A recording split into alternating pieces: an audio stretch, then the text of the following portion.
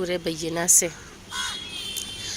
أعوذ بالله من الشيطان الرجيم بسم الله الرحمن الرحيم لم يكن الذين كفروا من أهل الكتاب والمشركين منفكين حتى تأتيهم البينة رسول من الله يتلو صحفا مطهرة فيها كتب قيمة وما تفرق الذين أوتوا الكتاب إلا من بعد ما جاءتهم البينة وما أمروا إلا ليعبدوا الله مخلصين له الدين حنفاء ويقيموا الصلاة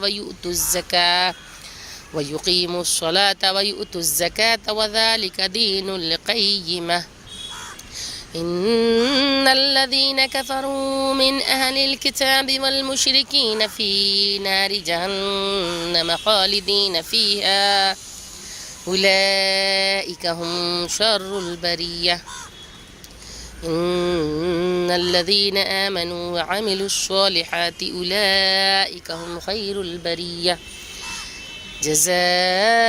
جزاؤهم عند ربهم جنات عدن تجري من تحتها الأنهار خالدين فيها أبدا